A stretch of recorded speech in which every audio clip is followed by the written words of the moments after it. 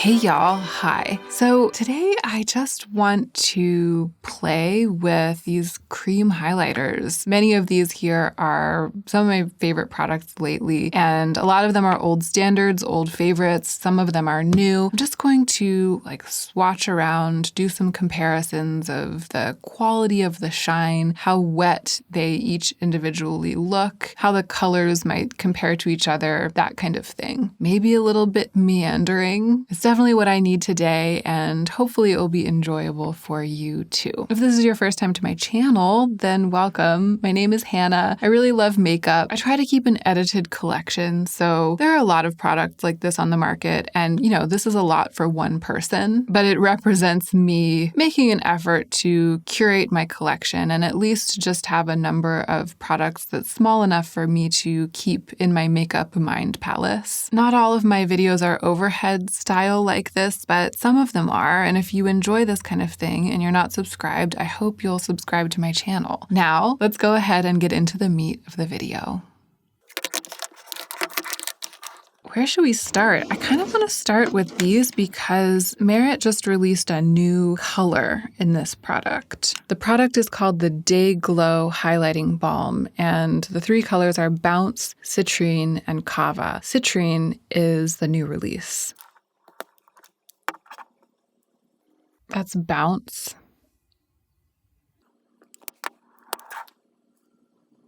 This is Citrine, the new color. It's like a bronzy gold, but I'm not always able to wear bronzy, glossy highlighters like this because I'm so pale. And gold doesn't always look the best on me either, again, because I'm so pale. But this I can definitely wear. I think the formula makes the shade very versatile. This one is Kava. It's like that champagne ballet pink.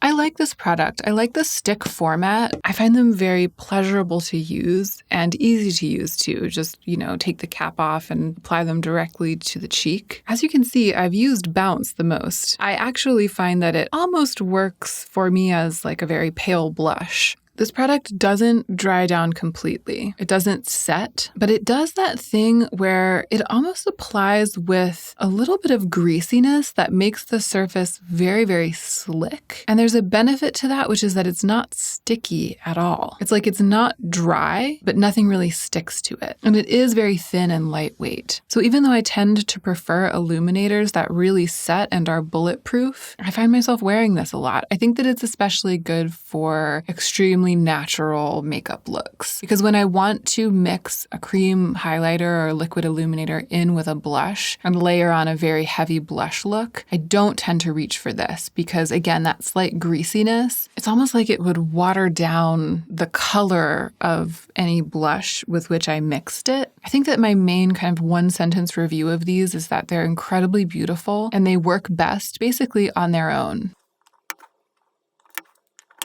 I wonder how they compare to the KOSAS creams. I'm currently extremely enamored of this product. It's clearly much gooier than the stick products from Merit. There's more structure and body, and these don't have that greasiness.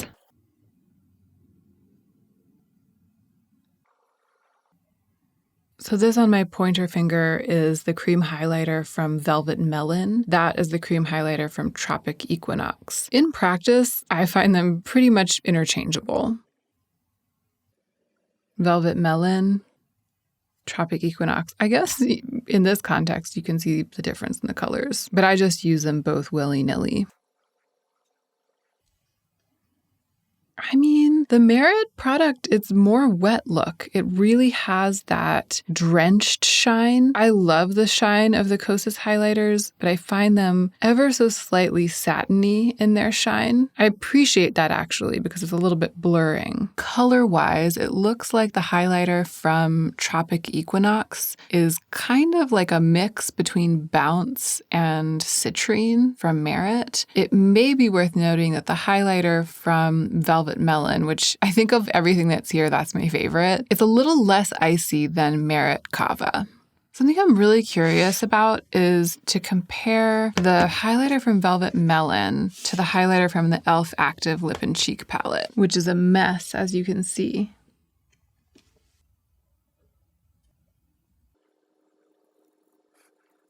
I can already tell it's going to be, well, it's interesting. I was going to say it's going to be icier than the Velvet Melon, but it's almost like it has a very soft gold undertone that keeps it from being icy. It's really the goat. Yeah, by comparison, the Velvet Melon highlighter by comparison is positively peach. You know, it really looks creamy and peachy. Touching it, it's slicker. The KOSAS highlighters, the KOSAS creams, they have that slight greasiness. They're much less greasy and they have more stiff body than the Merit sticks. But compared to the e.l.f., which is really super sturdy and it's, tugging a little bit, it's giving me some resistance as I blend it out, compared to the KOSAS highlighters feel like they've got a little oil in them, And again, that doesn't bother me as long as it's not sticky, but I hadn't really thought of them in that light until I compared these to each other.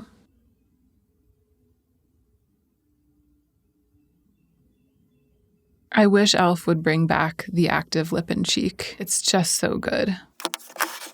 Let's look at this KETT cream. I haven't used it very much.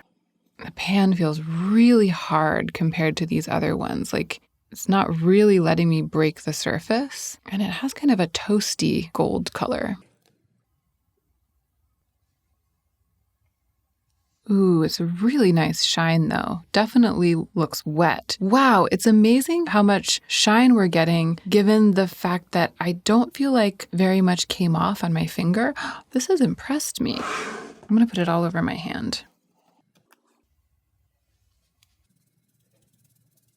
Wow, it is nearly invisible because it's blended out to such a thin layer. And then when it catches the light just right, it's really glossy. It doesn't have the glare. I feel like when something looks wet, sometimes it has that extreme glare, like the Merit Day Glow balms have. But sometimes it just looks wet because you only get the gloss from one angle, which I feel like kind of imitates dampness on the skin. And this has that. It has that combination of subtlety and flash. Wow, this has made me really want to play with this product more. I feel like I don't reach into it because it doesn't have that like textural satisfaction, like the KOSAS ones that are just melting under my finger. This isn't like that. I'm really having to like rub and just work up a little bit of a layer from the top. But the way that it looks and the way that it applies are very, very impressive. I wonder how this compares to something like Crystal Nebula.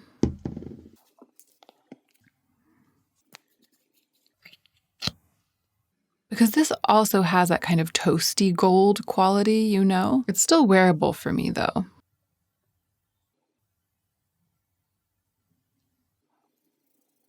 Obviously, the texture is very different. This is a straight up liquid. And I also feel like it's retained more of its color when I blended it out. But finish-wise, they look really similar. And I have a feeling that they will look even more similar as the Lisa Eldridge Elevated Glow dries down. Because right now, it's still a little bit wet. And so you're getting a wet look because it's actually wet. I'm going to give it like 30 seconds to a minute and then revisit. Yeah, I feel like they look much more similar than I thought that they would, especially off camera. I'm sort of assessing the way that my hands look in different parts of the room, like in different light. And it's shocking how similar they look, like how similar a type of shine you're getting. And I like to think that I am sensitive to types of shine. I mean, I think that's what this video is pretty much about. The big difference here, of course, is that the Elevated Glow, well, it does set, but it doesn't set like a liquid lipstick. You know what I mean? It retains a little bit of a serum quality. And that's exactly what this kind of does. It leaves behind that feeling of freshly moisturized skin. It's not slimy or slidey at all. It's in fact a little bit grippy, but in a very healthy, moisturized way. Who would have thought that two products that are presented so differently would achieve such a similar result? I mean, the thing that ties these together is that they were both developed by makeup artists. So through that lens, it perhaps makes a bit more sense. Let's look at the new Morganite from AURIC. This is a cool product. It definitely has more coverage than any of the other illuminators here. And I love the color. I haven't been using this lately, and this is really making me want to use it again. Look at that. So that's a really thick swatch in case you wanted one. I'm going to put a thinner, buffed out area over here. It definitely looks like a really shiny liquid version of my skin, you know? Maybe a little bit peachier than my sort of grayish olive pale skin. But for all intents and purposes, very that. It also feels so nourishing. It has like that skincare-y body to it. And I always think of this as being very, very bright and light in color. But it's interesting having swatched around these other products, it looks quite champagne to me. You know what I mean? Quite creamy. Like compared to the e.l.f., which actually texturally, they maybe have more in common with each other, especially once the AURIC Glow Lust starts to set, than the e.l.f. has with the other cream products, because they both have that kind of firm, sturdy quality, as opposed to anything resembling like a greasy or oily finish. Color-wise, though, you can see that like white gold shine in the e.l.f. and the AURIC, it's much more beige. Curiously, it looks like AURIC Glow Lust is more pale than both of the KOSAS highlighters. Yeah, it definitely is. I might not have guessed that off the top of my head. I might have thought that the Velvet Melon highlighter was just as pale. It's funny how we conceive of things in a certain way in our minds, and sometimes when you start actually looking at the differences in real life, you end up being wrong. Now that I'm buffing it out a little bit, you can see that in practice it would have sort of a similar effect. But I think that this highlighter is kind of like how the original Morganite was, not something that it was easy for me to put all over my face because it was too peachy. And I wouldn't want to put this color all over my face, but I do like putting this all over my face. Here's the Chanel Les Beiges Fluid Illuminator.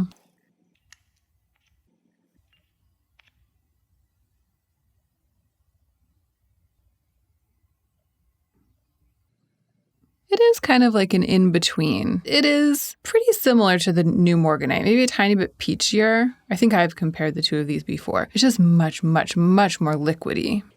Like this swatch, this really thick swatch is still holding its own, even though it's been on my hands for several minutes. And the Chanel, just after a couple seconds, is just like spreading and dribbling away. It's just like really watery and strong, fruity smell. It's like a peachy smell, kind of nectarines or something. I haven't used this Chanel product nearly as much as I used to since I got the AURIC Glow Lust. I feel like when I want something like this, I really tend to reach for AURIC. But if you're looking for something that has that shine, but that is really liquidy and is sort of like a serum, doesn't have coverage, doesn't have body, just a thin, glossy layer to light up your skin and plays well with other products, this might be better. And there you can see the e.l.f. product shining next to it. It looks a little bit satiny by comparison, you know? That's the e.l.f., the highlighter from the e.l.f. Active Lip and Cheek. And that's the Chanel. A pretty wet look shine, I mean, honestly. It's also still a little bit wet, but I know from experience that this is pretty much how it continues to look throughout the day. Very dewy.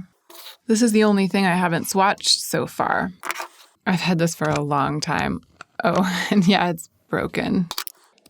This is the FENTY Diamond Balm. It's just a clear, basically like a pomade sort of with little micro glitters in it. And it just looks so incredibly wet. I was kind of thinking I might declutter it today because I haven't used it in a really long time and it's getting kind of old, but just seeing it shining wetly from my finger is kind of making me want to give it another chance. Yeah, it's a cool product. Has always been iconic, will always be iconic. And I also like using it on my eyes. I think it's just slipped to the back of the drawer, but this is kind of giving me the motivation that I need to reconnect with it. Look at that. Oh, Diamond Balm. Still crazy after all these years. It doesn't really make sense, I don't think, to compare it to anything because it's really different. You know what I mean? It's like, I think you can see that it's kind of like its own creature. Although, funnily enough, when you're talking about quality of shine, the thing that it reminds me the most of all of what I've swatched so far is Merit Kava. I mean, Merit Kava, compared to it, it does look a little more satiny. It doesn't have that shimmering water look shine. I think it's the closest thing in terms of color and that kind of transparency that it has, but they are really different. Yeah, different textures, different kinds of shine. And I feel like that's a good place to stop because comparing kinds of shine is exactly what I wanted to do today. And this is a really good comparison. You know, they're both blazingly wet look, but they're different. And I feel like a shared interest in that phenomenon is basically what brings us all together here on this channel.